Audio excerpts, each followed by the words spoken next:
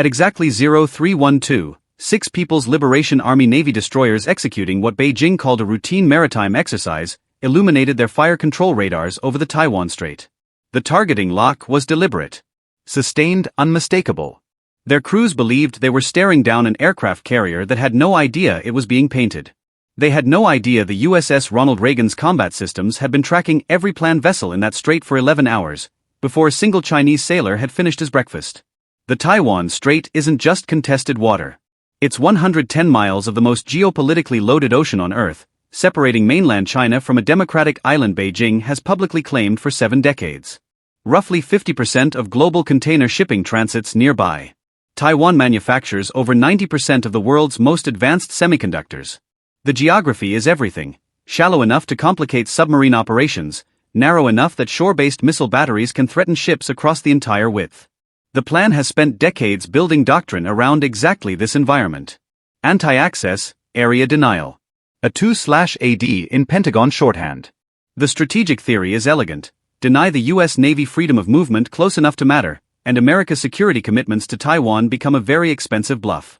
What the plan consistently underestimates is that presence and awareness are not the same thing. American carrier strike groups transit these waters with persistent sensor coverage most nations can't achieve on their own coastlines. The Ronald Reagan is a Nimitz-class nuclear carrier. 1,092 feet long. 104,000 tons fully loaded. A crew of 5,000 sailors and 2,500 air wing personnel operating 75 aircraft from a flight deck larger than most city blocks. 2 Westinghouse A4W nuclear reactors drive 4 shafts to a speed exceeding 30 knots. The AN/SBS-49 radar and AN/SPY, 1 Aegis arrays aboard her escorts paint every surface and airborne contact within 300 nautical miles. The strike group that morning included USS Antietam, USS Curtis Wilbur, USS Barry, and USS Benfold, 4 Arleigh Burke-class destroyers arranged in layered defensive formation. A Los Angeles-class submarine ran silent beneath the formation, its AN/BQQ, 5 sonar passively cataloging every planned vessel in the strait. This wasn't a carrier group entering contested waters. It was a floating sensor network that happened to also carry enough firepower to end a small war. 2 minutes after the radar illumination, 6 YJ-12 supersonic anti-ship missiles launched from the lead planned destroyer. The YJ-12 is not a weapon to dismiss. Mach 2.0 terminal phase. 200 kilograms warhead. Sea-skimming final approach at 6 meters above the waterline. A genuine threat to ships without adequate defenses. Inside Curtis Wilbur's Combat Information Center, the Aegis system classified all 6 contacts simultaneously within 1.4 seconds of launch detection. Threat assessment complete. Firing solutions calculated. The watch officer didn't scramble. He annotated the log and informed the strike group commander. The plan wasn't attempting a kill shot. 6 missiles against a fully defended carrier strike group isn't a serious attack. It was a probe, testing response times, looking for gaps in the layer defense, generating intercept data for future planning. Classic A2/AD scouting doctrine. The problem with probing American defenses is that the probe gets destroyed, and you learn almost nothing useful because the system that destroyed it never came close to its limits.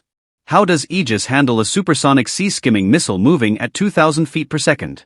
Think of it as a chess grandmaster who has already memorized every possible move on the board before the opponent touches a piece. The AN/SPY 1D phased array radar doesn't sweep, it stares in all directions simultaneously through 4 fixed panels, processing 1 million radar pulses per second. The moment a YJ-12 breaks the radar horizon, Aegis has already plotted its trajectory, calculated intercept windows for every available weapon in the strike group, and ranked response options by probability of kill. The system doesn't wait for a human to recognize a threat. It presents the solution. Humans authorize the execution. That distinction sounds technical. In a supersonic missile engagement measured in seconds, it's the difference between a successful intercept and a catastrophe. 0314:38. SM-2 standard missiles launched from Antietam's vertical launch cells at 42 nautical miles, beyond YJ-12 range to target. Speed, Mach 3.5. Semi-active radar homing, mid-course inertial guidance. Each SM-2 costs $1.1 million. Each YJ-12 costs roughly $1.5 million. The exchange rate was already unfavorable for Beijing. 4 missiles. 4 intercepts.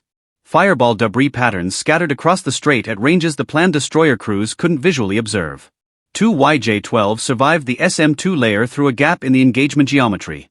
Range to carrier, 28 nautical miles. Time to impact, 51 seconds. 0315:28. The ESSM launched from Berry's forward VLS. Evolved Sea Sparrow. Mach 4. 50G maneuverability. Designed specifically to engage supersonic sea skimmers at ranges where the SM-2 family is geometrically disadvantaged. 2 missiles, 2 targets. Intercept at 12 nautical miles. The YJ-12 warheads detonated in proximity-fused fragments, shredding both missiles into subsonic debris that splashed harmlessly into open water. 6 missiles launched by the plan. 0 reached engagement range of the carrier. Elapsed time from first launch detection to final intercept, 94 seconds. The Ronald Reagan's flight operations had not paused. 2 F/A-18 Super Hornets on the catapult completed their launch sequence on schedule. The strike group commander gave the order. Not to fire. To maneuver the Reagan's airborne assets into position that left absolutely no ambiguity about American capability to destroy every planned surface combatant in that strait if the next decision from Beijing involved another missile launch. An E-2D Advanced Hawkeye, the carrier's flying radar platform, descended to a lower orbit, its APY-9 radar now blanketing the planned formation with active illumination. Not targeting them. Just ensuring they understood, with perfect clarity, that they were being watched.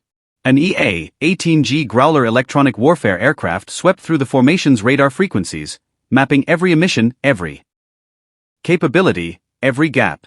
Intelligence collection disguised as a flight exercise. 2F divided by a -18S established a combat air patrol 15 nautical miles from the planned destroyers. Close enough to be unmistakable. Far enough to be proportional. The planned formation held position.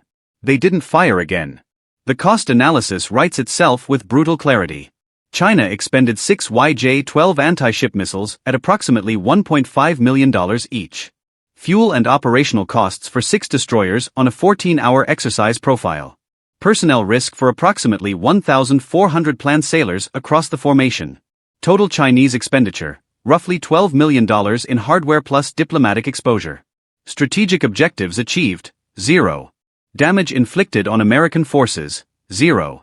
Intelligence on American defensive response timings, useful, but not in the way Beijing intended, because American systems never approached their operational ceiling. The Ronald Reagan Strike Group expended 4 SM-2 missiles at $1.1 million each and 2 ESSM interceptors at $1.3 million each. Total American expenditure, approximately $7.0 million. 0 casualties. 0 damage. 0 interruption to scheduled flight operations. The real cost for China was strategic. Every planned naval analyst reviewing the engagement data now knows with certainty that 6 YJ-12s against a defended strike group produces 6 destroyed YJ-12s. Saturation doctrine requires knowing the saturation threshold. This engagement gave them no useful data on where that threshold is, because 6 missiles never came close to challenging the outer defensive layer, let alone the middle or close-in systems that never activated. The plan spent $9 million in missiles to learn that Aegis works. They already knew Aegis works. Here's the overarching lesson. The Taiwan Strait is 110 miles wide. The plan planned their probe assuming American response times would reveal gaps they could exploit in a larger follow-on strike. They were wrong in a way that probably frustrated their analysts for months. The Ronald Reagan Strike Group engaged and neutralized every incoming threat before a single plan crew member could visually confirm a launch. Every nation watching, Taiwan, Japan, South Korea, the Philippines, Australia, saw the same thing. A 104,000-ton carrier sailed through contested waters under active missile attack and never altered course.